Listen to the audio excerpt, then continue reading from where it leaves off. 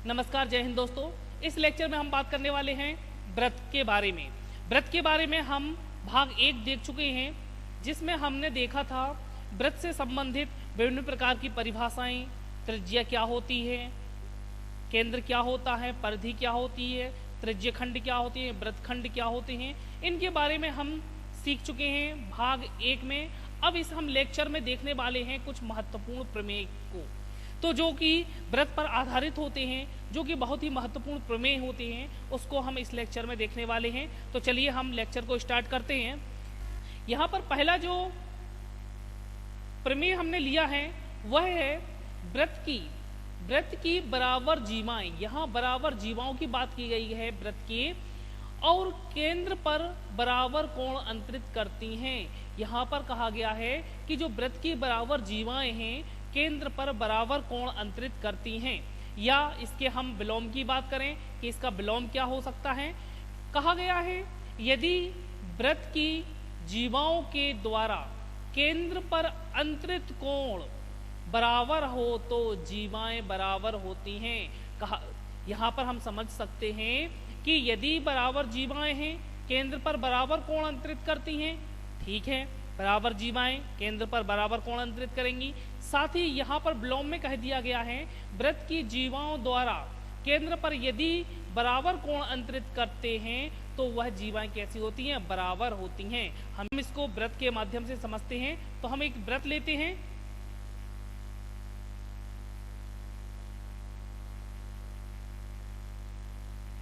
यह हमारा व्रत है, और इसमें हमें कहा गया है कि व्रत की जीवाओं द्वारा, तो हम व्रत की पहले बराबर जीवाएं लेते हैं। तो व्रत की यदि हमें बराबर जीवाएं चाहिए तो हम जीवाओं की बात कर लेते हैं व्रत की।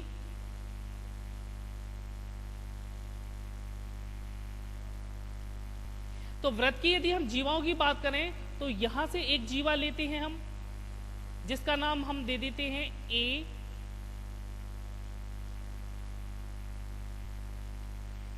इसका नाम हम दे देंगे ए बी, और एक जीवा हम यहां से लेते हैं, इसका नाम हम दे देंगे सी डी। तो यहां पर हम लेते हैं, इसका नाम हमने दिया है जीवा का नाम ए बी, और इस जीवा का नाम हमने दिया है सी और डी। यहां पर हमने मान लिया है कि ए बी और सी डी जो व्रत की जीवाएं हैं वह आपस में कैसी हैं, बराबर हैं। साथ ही कहा गया है कि व्रत की बराबर जीवाएं केंद्र पर, यहाँ पर केंद्र O है, तो व्रत की जो बराबर जीवाएं हैं केंद्र पर बराबर कोण अंतरित करती हैं। यदि हम इस O बिंदु को C और D से मिला दें, यहाँ पर A और B से मिला दें, तो हम इसको मिलाते हैं, तो हम यहाँ पर देखते हैं मिलाने से हमें क्या मिलता है।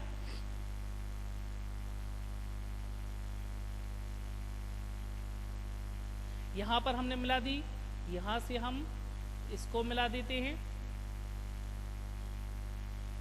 ये हमने मिला दिया। यहां पर हमने क्या किया, ओ ए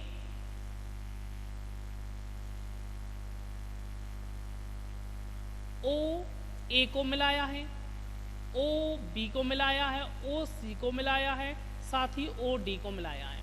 तो यहाँ पर हमने ये मिलाए हैं, और यदि हम इनकी बात करें तो यहाँ से ओ सी, ओ डी, ओ ए और ओ बी क्या हैं, यह आपस में कैसी हैं, बराबर हैं। यह आपस में बराबर क्यों हैं, क्योंकि यह कैसी हैं, त्रिज्याएं हैं। ये क्या हैं, व्रत की त्रिज्याएं हैं। तो हमें यह भी कह सकते हैं कि जो ओ ए, ओ बी, ओ सी और ओ डी हैं यह व्रत की त्रिज्याएं हैं, और ये त्रिज्याएं क्या होती हैं, आपस में बराबर भी होती हैं।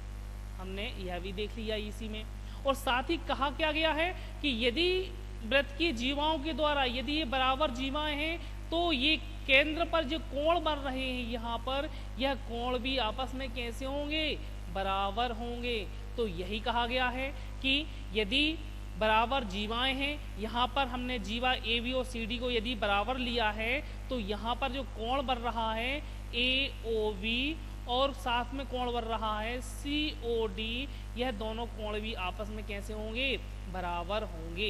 यही प्रमेय में कहा गया है, और यहाँ से प्रश्न पूछे भी जाते हैं। और यहाँ पर हम यह भी कह सकते हैं कि यदि हमें ये दोनों कोण आपस में बराबर दिए गए हैं तो जो त्रिज्याएं होती हैं, जो ए बी और सी डी जो जीवाएं हैं, यहाँ पर जो जीवाएं AB और CD है यह भी आपस में कैसी होती हैं, बराबर होती हैं, अर्थात ये दोनों कंडीशंस जो है एक दूसरे की कैसी हैं, विलोम है। कैसी हैं, विलोम है। तो हम यह कह सकते हैं। चलिए हम बात करते हैं अगले प्रमेय की। यहाँ पर अगला प्रमेय जो है, कहा गया है कि एक वृत्त है और वृत्त के केंद्र से एक जीवा है और जीवा पे लंब डाला गया है। जीवा पे डाला गया जो लंब है जीवा को समद्विभाजित करता है। यहाँ पर कहा गया है कि यह जो लंब डाला जा रहा है ये क्या कर रहा है, जीवा को समद्विभाजित कर रहा है।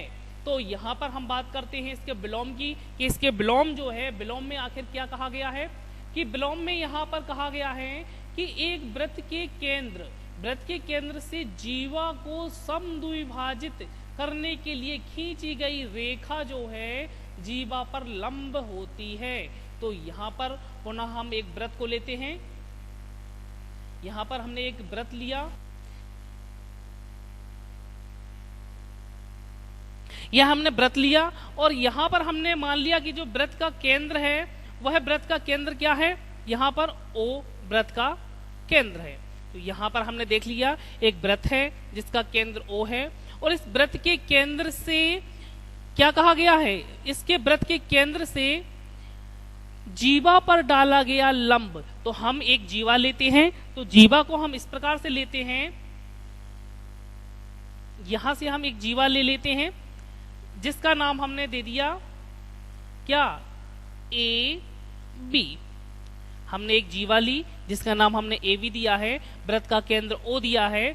अब कहा गया है कि वृत्त के केंद्र से जीवा पर डाला गया लंब, यदि हम क्या करते हैं, इसके वृत्त का जो केंद्र है O, यदि उससे हम जीवा पर क्या करें, एक सीधी लाइन लेके आए, तो यह यदि लंब खींच दें तो यहाँ पर जो लंब है, यह लंब जो है वह जीवा को समद्विभाजित करता है। यदि हम यहाँ जो बिंदु मिल रहा है इसको नाम C दे दें तो कहा गया है कि जो AC और जो BC हैं यह आपस में बराबर होती हैं। तो यहाँ पर हम कह सकते हैं कि यदि O से बिंदु, कह सकते हैं कि जो OC है वह लंब है किस पर, AB पर, और AB हमारी क्या है, जीवा है। जीवा पर यदि OC लंब है तो हम कह सकते हैं यहाँ पर जो जीवा है AC और BC ये दोनों आपस में कैसे होंगे, बराबर होंगे। तो हमें इसको याद रखना है कि वृत्त के केंद्र से यदि जीवा पर डाला गया लंब, और याद रखना कि यह दो भाग हैं जो जीवा को समद्विभाजित कर रहे हैं। विलोम में कहा गया है कि वृत्त के केंद्र से एक जीवा को समद्विभाजित करने के लिए खींची गई ये रेखा जो OC है, यह यदि जीवा को समद्विभाजित कर रही है तो कहा गया है कि OC जो है AB पर लंब होती है, अर्थात यहाँ पे 90 अंश का कोण बनता है। तो हमें इन दोनों चीजों को याद रखना है। ठीक है, चलते हैं हम अगले प्रमेय पर।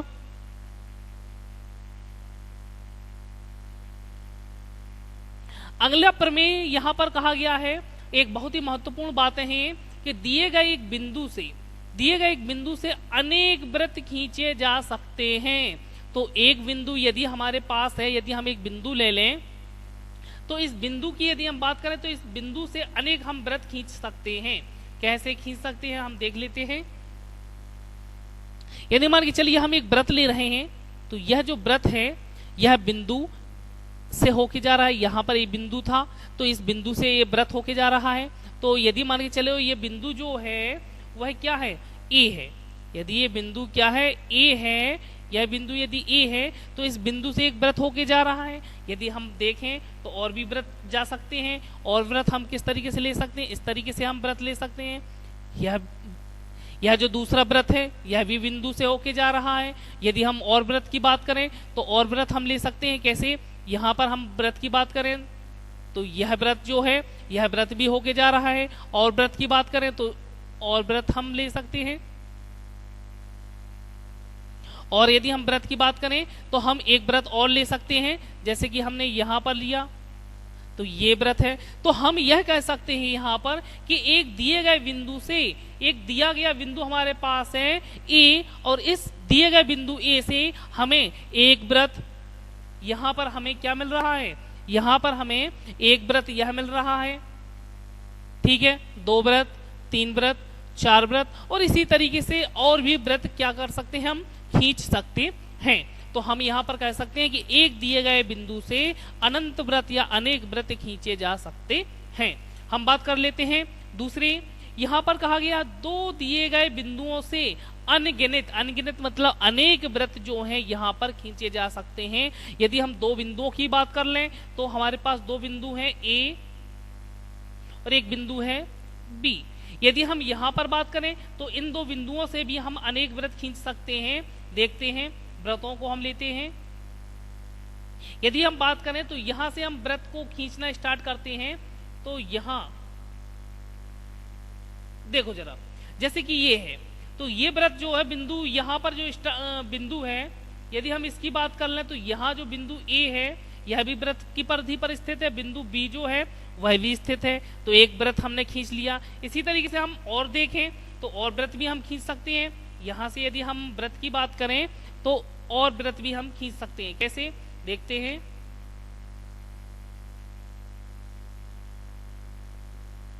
यहाँ पर इस तरीके से हमने यह व्रत देखा, तो यहाँ व्रत को देखा, तो यह व्रत भी क्या हमने उसी व्रत को हमने हमें 2 जो दिए गए बिंदु थे उसी से हमने एक व्रत और खींच लिया। तो इस प्रकार हम कह सकते हैं कि जो 2 बिंदु दिए गए होते हैं, ए और बी हमने 2 बिंदु लिए थे, इससे हमें एक व्रत ये मिल रहा है, एक व्रत और मिल रहा है। इस तरीके से और भी व्रत खींचे जा सकते हैं। तो हम कह सकते हैं कि 2 दिए गए बिंदुओं से अनगिनत व्रत, अनेक व्रत खींचे जा सकते हैं।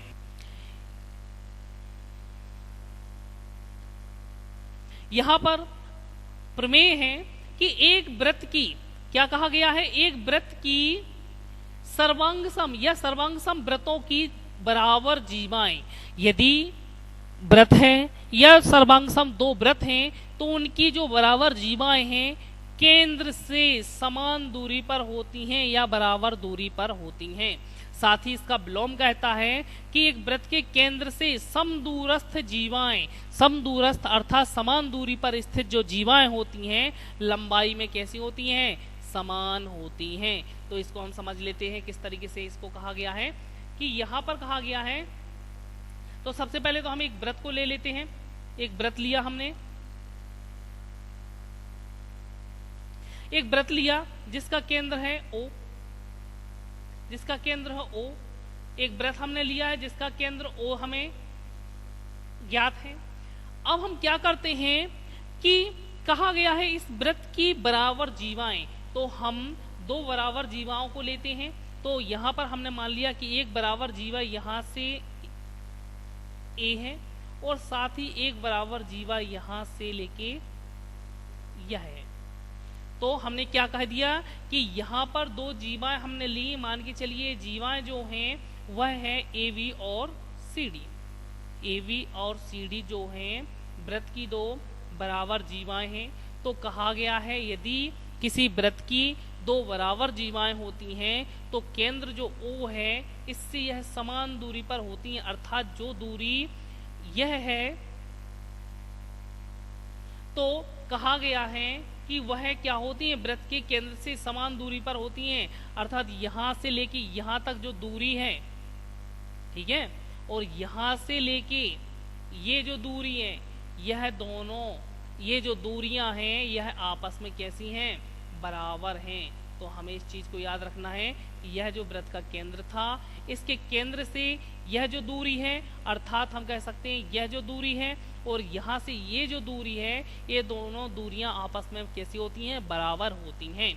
या फिर हम ऐसा कह सकते हैं कि यदि व्रत के केंद्र से समान दूरी पर यदि व्रत की जीवाएं हैं, व्रत के केंद्र से यदि 2 जीवाएं समान दूरी पर स्थित हैं तो जीवाएं भी कैसी होती हैं, बराबर होती हैं। अर्थात हम यहाँ कह सकते हैं कि जो ए बी और सी डी जो जीवाएं हैं यह आपस में कैसी हैं, बराबर हैं। चलिए हम अगले प्रमेय को देखते हैं।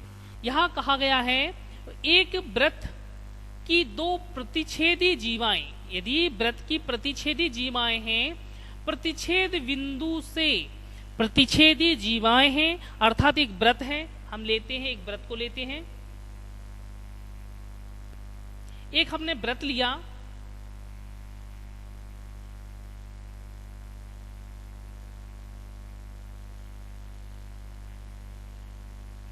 एक हमने व्रत लिया जिसका केंद्र ओ है, जिसका केंद्र ओ है, एक व्रत हमने लिया है और उसका हमने केंद्र लिया है ओ, ठीक है। तो एक व्रत जिसका केंद्र ओ है और इसमें कहा गया है एक व्रत की दो प्रतिच्छेदी जीवाएं। यदि हम जीवाओं की बात कर लेते हैं तो हम दो जीवाएं लेते हैं जो एक दूसरे को क्या कर रही हैं, प्रतिच्छेद कर रही हैं। एक जीवा हमने ली और एक जीवा हमने इस तरीके से ली। तो ये क्या है, व्रत की जीवाएं हैं। क्यों जीवाएं हैं? क्योंकि यह व्रत के केंद्र से होके नहीं जा रही हैं। तो ए और वी और यहाँ पे हम कह सकते हैं सी और डी। ए वी और सी डी क्या है, यहाँ पर लिख सकते हैं कि जो ए वी और सी डी हैं यह क्या है, जीवाएं हैं, ठीक है। यहाँ पर व्रत का केंद्र ओ है। क्या कहा गया है, एक व्रत की दो प्रतिच्छेदी जीवाएं और ये दोनों आपस में प्रतिच्छेद कर रही हैं बिंदु ई पर। बिंदु ई जो है उस पर यह प्रतिच्छेद कर रही हैं। तो प्रतिच्छेदी जीवाएं प्रतिच्छेद बिंदु से जाने वाले व्यास से समान कोण बनाएं। तो अब क्या कहा जा रहा है कि यदि इस प्रतिच्छेद बिंदु से व्यास होके जा रहा है, क्या होके जा रहा है, इस प्रतिच्छेद बिंदु से व्यास होके जा रहा है, तो हमें देखना है कि यदि मान के चलो ये व्यास है, यहाँ पर ये व्यास है जो कि ये प्रतिच्छेद बिंदु से होके जा रहा है, प्रतिच्छेद बिंदु F से होकर ये जो व्यास है वह क्या है, जा रहा है। तो कहा क्या गया है, व्यास से समान कोण बनाए। कौन? प्रतिच्छेद बिंदु। प्रतिच्छेद बिंदु से जाने वाले व्यास से समान कोण बनाए तो सिद्ध कीजिए कि जीवाएं भी बराबर होती हैं। तो कहा गया है कि यदि ये जीवाएं हैं, यह ए बी जीवा जो है व्यास के साथ यहाँ पर कोण, ठीक है, और ये जो सी डी जीवा है व्यास के साथ यहाँ पर कोण, यदि ये कोण आपस में ये जो बना रही हैं, ये यदि कोण बराबर हैं, यदि हम कह दें यहाँ पर कोण ए ई ओ कोण बराबर है कोण डी ई ओ, यदि ये दोनों कोण आपस में बराबर हैं तो जो जीवाएं ए वी और सी डी हैं यह भी आपस में बराबर होती हैं। यह हमें बतलाया गया है इस प्रमेय में। यह प्रमेय था यदि एक व्रत की दो समान जीवाएं, तो यहां पर हम सबसे पहले तो व्रत लेते हैं।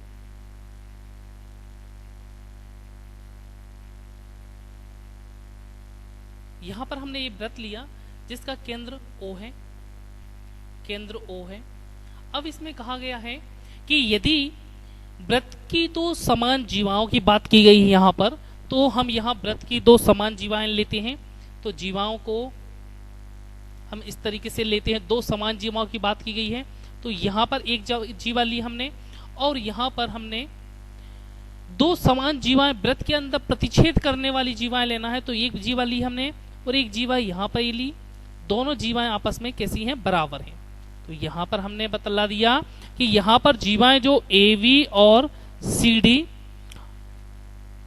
दो जीवाएं हैं, ए वी और सी डी दो जीवाएं हैं और वो कैसी हैं, समान हैं अर्थात बराबर हैं। और ये बिंदु ई पर यहाँ पर प्रतिच्छेद कर रही हैं। तो सिद्ध कीजिए कि एक जीवा के खंड, ए जीवा है प्रतिच्छेद किया तो यहाँ पर एक खंड बना अर्थात ए ई खंड जो बना है, साथ ही हमें यहाँ पे एक खंड क्या बना, ई वी। यदि हम यहाँ पर देखें सीई और एक खंड बना यहाँ पर ईडी। तो कहा गया है कि एक जीवा के खंड दूसरे जीवा के संगत खंडों के बराबर होते हैं। अर्थात यह जो खंड है, क्या यहाँ पर जो खंड है ए ई जो है, खंड ए ई जो है, इसके संगत खंड कौन सा है, ई डी। ए ई के संगत खंड क्या है, ई डी, ई डी। तथा साथ ही यदि हम बात करें सीई की, तो सीई जो खंड है यह वाला, इसके संगत खंड क्या हो जाएगा, ई बी, ई और बी।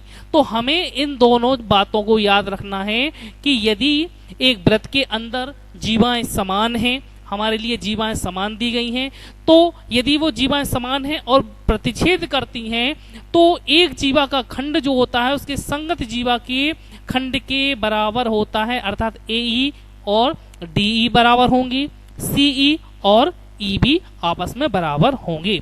चलिए अगले प्रमेय को हम देखते हैं।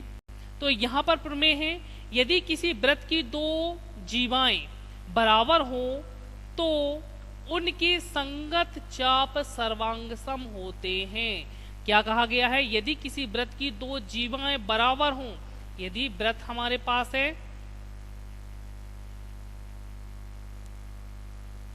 वृत्त है हमारे पास, वृत्त का केंद्र O है, वृत्त का केंद्र O है, हमने लिया है। एक वृत्त की दो जीवाएं बराबर हों तो उनके संगत चाप सर्वांगसम होते हैं। तो यदि हम जीवा ले लें, जीवाओं को लेते हैं, तो यहां पर हमने कहा गया वृत्त की दो जीवाएं, वृत्त की दो जीवाएं बराबर हैं, और वृत्त की दो जीवाएं बराबर हैं, दो जीवाएं कैसी हैं? बराबर हैं। तो यहाँ पर एक जीवा ली हमने और यहाँ पर हमने एक जीवा ली है, और ये दोनों जीवाएं जो हैं आपस में कैसी हैं? बराबर हैं। अर्थात AB और CD जो जीवाएं हैं वह कैसी हैं आपस में? वह बराबर हैं। तो AB और CD जो जीवाएं हैं वह आपस में बराबर हैं। हमें कहा गया है तो उनके संगत चाप जो होते हैं सर्वांगसम होते हैं।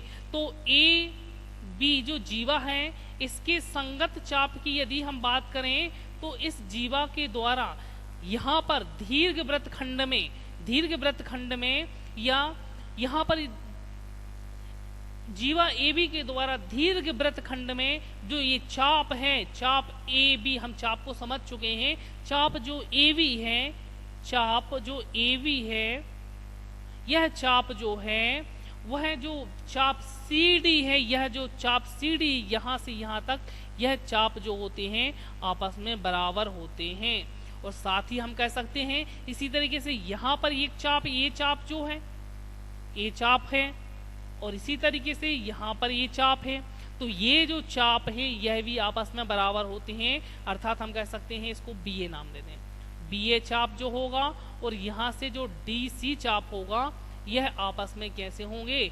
बराबर होंगे। तो हम कह सकते हैं यदि वृत्त की जीवाएं आपस में बराबर हैं तो उनके द्वारा बनने वाले दोनों, एक लघु चाप और एक दीर्घ चाप, तो यहाँ पर हम कह सकते हैं यह जो है हमारा दीर्घ चाप है, दीर्घ चाप, और यह जो है हमारा वह है लघु चाप, लघु चाप। और ये दोनों चाप जो होते हैं आपस में बराबर होते हैं। हमें इस बात को समझना है। चलिए हम अगले प्रमेय को देखते हैं। अगला प्रमेय यहाँ पर कहा गया है एक चाप द्वारा केंद्र पर अंतरित कोण। क्या कहा गया है? एक वृत्त के बारे में कहा गया। एक वृत्त हमने लिया, वृत्त लिया, वृत्त का केंद्र है O, वृत्त का केंद्र हमने लिया O, ठीक है। एक चाप द्वारा केंद्र पर अंतरित कोण, केंद्र पर जो अंतरित कोण है वृत्त के शेष भाग के किसी बिंदु पर अंतरित कोण का दुगना होता है। तो यहाँ पर यदि हम बात करें, क्या कहा गया है? एक चाप द्वारा, मान के चलिए यहाँ पर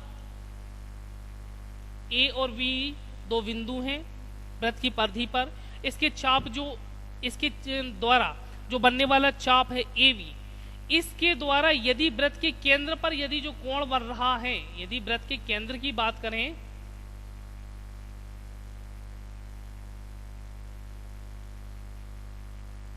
यहां पर, तो वृत्त के केंद्र पर ये जो कोण बन रहा है, यदि हम इसकी बात करें, यह वाला जो कोण वृत्त के केंद्र पर बन रहा है, साथ ही कहा गया है कि वृत्त के शेष भाग, वृत्त का शेष भाग यहाँ पर वृत्त की परिधि, तो वृत्त के शेष भाग के किसी बिंदु पर अंतरित कोण का, तो यहाँ पर हम शेष भाग पर एक कोण बना लेते हैं, कहीं पर भी, यहां पर बना लिया हमने, यहां पर। तो वृत्त के शेष भाग पर यहां पर जो कोण बना हुआ है, तो कहा गया है कि एक चाप द्वारा केंद्र पर अंतरित कोण, यह केंद्र पर अंतरित कोण है हमारा, केंद्र पर अंतरित कोण वृत्त के शेष भाग, तो वृत्त का शेष भाग यहाँ पर हमने कोण बनाया है। वृत्त के शेष भाग के किसी बिंदु पर अंतरित कोण का दुगना होता है। यदि हम कह दें कि ये जो कोण बन रहा है, यदि ये कोण x है, तो वृत्त के केंद्र पर बनने वाला जो कोण यह है, यह कोण 2x होगा। तो हमें यह समझना है कि जो वृत्त के केंद्र पर कोण बनता है, वह वृत्त के अन्य भाग पर, शेष भाग के किसी बिंदु पर जो कोण बनता है उसका कैसा होता है, दुगना होता है। इस प्रमेय को याद रखना है, ये बहुत ही महत्वपूर्ण है, बहुत ही आईएमपी, बहुत ही महत्वपूर्ण प्रमेय है और इस प्रमेय से प्रश्न पूछे जाते ही हैं। तो हमें इस प्रमेय को अच्छी तरीके से याद रखना है। चलिए हम अगले प्रमेय पर बात करते हैं। कहा गया है यहाँ पर कि एक वृत्तखंड के कोण बराबर होते हैं। एक ही वृत्तखंड के कोणों की बात कर लेते हैं। बहुत ही वेरी आईएमपी प्रमेय है ये दोनों ही, पिछला प्रमेय और यह प्रमेय। इनसे रिलेटेड प्रश्न जो हैं, प्रमेय से आधारित जो प्रश्न हैं परीक्षा में बनते हैं, हमें इस बात को याद रखना है। तो एक यह वृत्त है जिसका केंद्र हमने लिया है O, वृत्त का केंद्र O है। एक ही वृत्तखंड के कोण बराबर होते हैं। तो यदि मान के चलो यहाँ पर एक बिंदु है A और यहाँ पर एक बिंदु है B, यहाँ पर दो बिंदु लिए हमने A और B, और इन बिंदुओं के द्वारा वृत्तखंड क्या बना, यहाँ यदि बात करें इस ऊपर की ओर, तो यह ऊपर की ओर दीर्घवृत्तखंड है, और यहाँ पर जो नीचे छोटा सा ये यहाँ से यहाँ तक है, यह है हमारा लघु वृत्तखंड। तो हम यहाँ कह सकते हैं यह हमारा क्या है, दीर्घवृत्तखंड। हम इनको समझ चुके हैं, दीर्घवृत्तखंड, और यह हमारा है लघु वृत्तखंड। तो दीर्घवृत्तखंड और लघु वृत्तखंड हम इनको सीख चुके हैं भाग 1 में। भाग 1 जो वृत्त का है उसमें हम सीख चुके हैं, उसको आप जरूर देखें, लाइक करें वीडियो को, साथ ही अपने दोस्तों के साथ शेयर करें, और YouTube चैनल जो मैथ सेल्फ है आप उसको सब्सक्राइब करना ना भूलें, ध्यान रखें, उसको सब्सक्राइब जरूर करें। चलिए हम यहाँ देख रहे थे कि एक ही वृत्तखंड के कोण, अब एक ही वृत्तखंड के कोण की बात की गई है, या तो वो दीर्घवृत्तखंड में हो या फिर लघु वृत्तखंड में हो। तो हम दीर्घवृत्तखंड या लघु वृत्तखंड में इनको बनाते हैं। चलिए हम यहाँ पर दीर्घवृत्तखंड की बात कर लें। तो यहाँ पर हमने एक कोण बनाया, साथ ही इसी चाप के द्वारा हमने उसी दीर्घवृत्तखंड में एक और कोण बना रहे हैं, ये बना लिया, ठीक है। तो यहाँ पर हम यह कह सकते हैं कि यहाँ हमने नाम दे दिया C और D।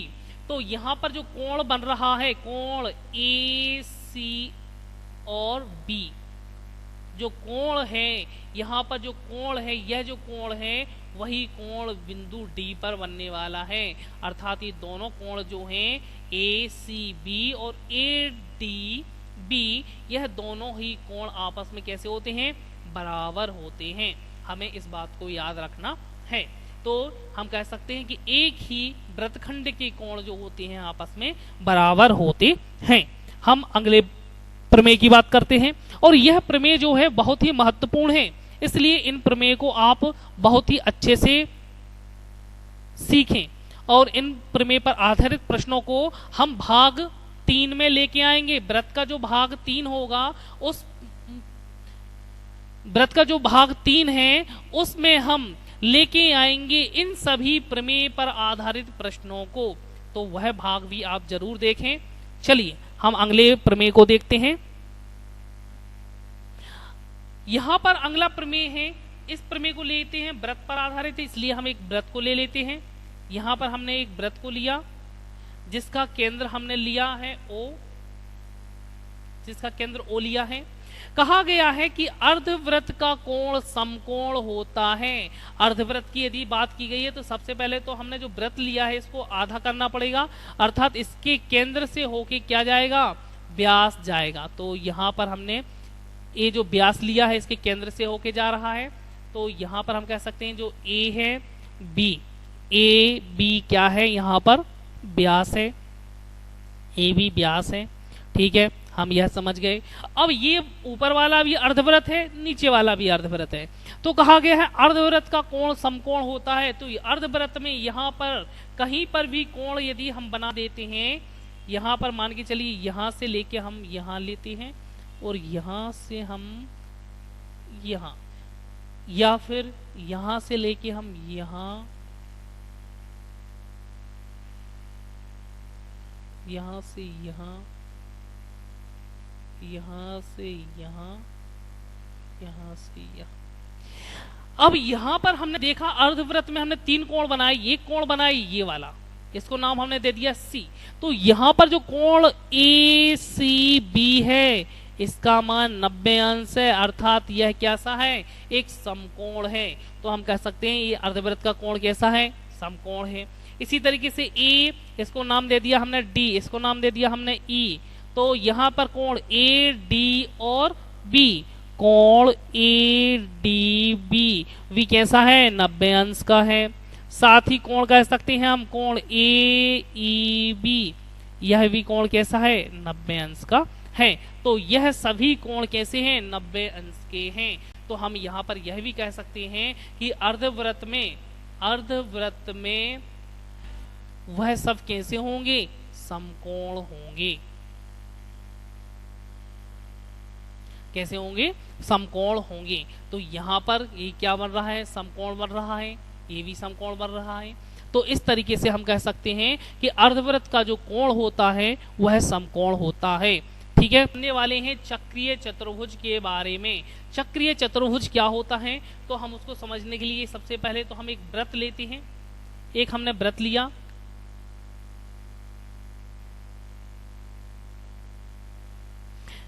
जिसका केंद्र है O, जिसका केंद्र है O। एक चतुर्भुज जिसके चारों शीर्ष एक वृत्त पर स्थित होते हैं, ऐसा चतुर्भुज चक्रीय चतुर्भुज कहलाता है। क्या कहा गया है कि एक चतुर्भुज जिसके चारों शीर्ष एक वृत्त पर स्थित हो, वृत्त की परिधि पर यदि चारों शीर्ष स्थित होते हैं तो ऐसा चतुर्भुज क्या होता है, चक्रीय चतुर्भुज कहलाता है। यदि मान के चलो इस तरीके से हम बना रहे हैं चक्रीय चतुर्भुज को,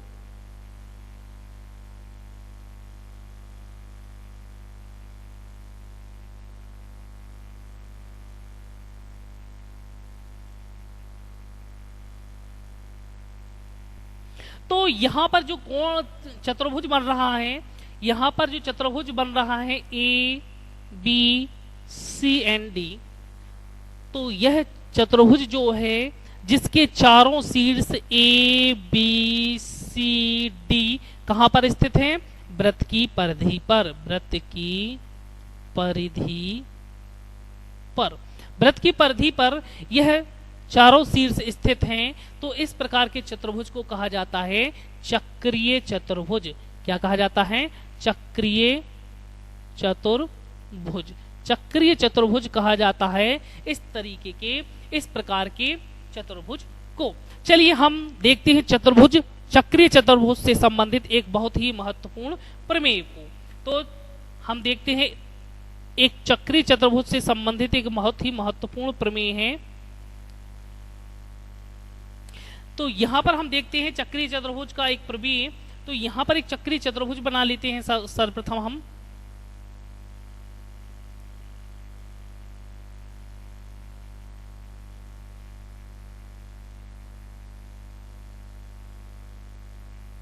हमने एक चक्रीय चतुर्भुज लिया है A, B, C and D। एक चक्रीय चतुर्भुज ABCD है। कहा गया है चक्रीय चतुर्भुज जो है हमारा, चक्रीय चतुर्भुज के सम्मुख कोणों के प्रत्येक युग्म का योग 180 अंश होता है। क्या कहा गया है कि चक्रीय चतुर्भुज के सम्मुख कोण, यदि A कोण है तो इसके सम्मुख कोण क्या है, C है।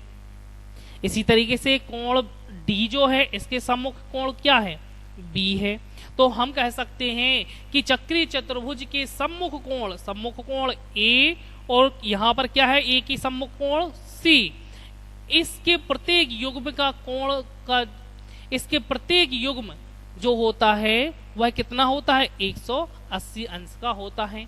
साथ ही हम कह सकते हैं कोण सी और कोण डी जो बी और कोण जो डी होगा इसका मान भी कितना होगा 180 अंश होगा। तो यही कहा गया है इसके विलोम में कि किसी चक्रीय चतुर्भुज के सम्मुख कोणों के एक युग्म का योग, कोई एक युग्म यदि हमें इस तरीके से मिलता है, यदि हमें किसी चतुर्भुज के सम्मुख कोणों के एक युग्म का योग हमें 180 अंश मिल जाता है, कि यदि कोण ए और सी का मान हमें 180 अंश मिल गया है तो ऐसा चतुर्भुज चक्रीय चतुर्भुज ही होगा, अर्थात उसके चारों शीर्ष जो होंगे चतुर्भुज के वह एक वृत्त पर स्थित होंगे।